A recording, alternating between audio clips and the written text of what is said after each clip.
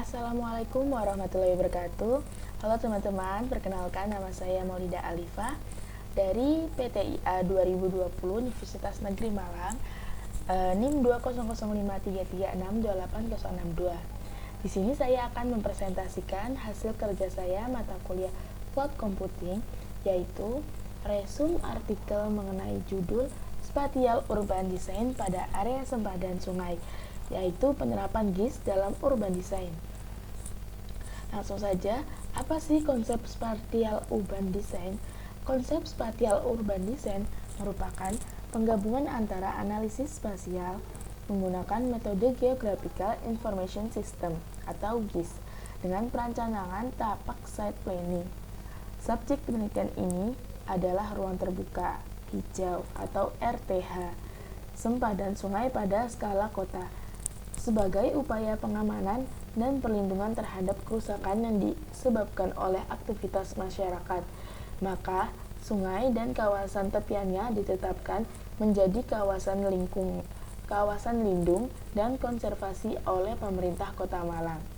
Untuk itulah, kearifan lokal sangat penting dalam suatu perencanaan dan perancangan tapak agar ruang yang tercipta dapat meningkatkan kualitas lingkungan perkotaan dan mengangkat citra kawasan.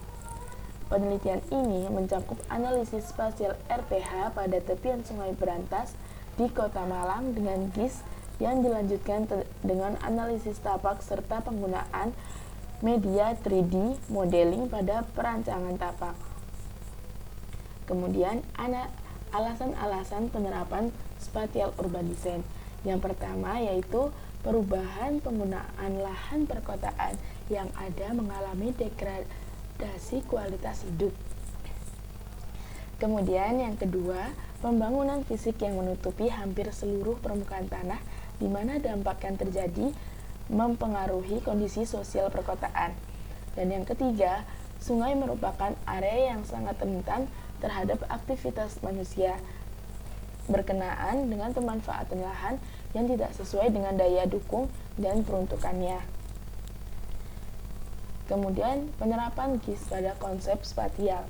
Konsep spatial memadukan aplikasi software GIS yang berbasis spasial dengan software engineering, computer aided design atau CAD yang memiliki kedetailan pengukuran suatu objek sehingga menghasilkan powerful dan pemrograman software system untuk kegiatan perencanaan wilayah dan kota.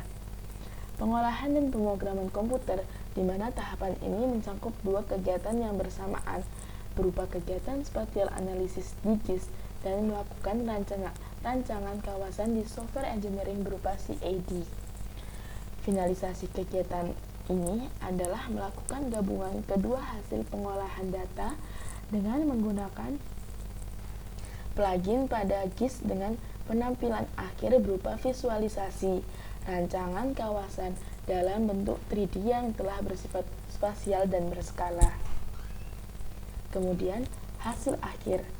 Produk dari spatial urban design pada makalah ini menyajikan terbangunnya visualisasi 3D rancangan area penataan area sempadan Sungai Berantas seputar Splendid, Malang yang berbasis kearifan lokal dan melibatkan unsur penting dalam perencanaan wilayah dan kota, yaitu spasial serta terintegrasi dengan database objek visual.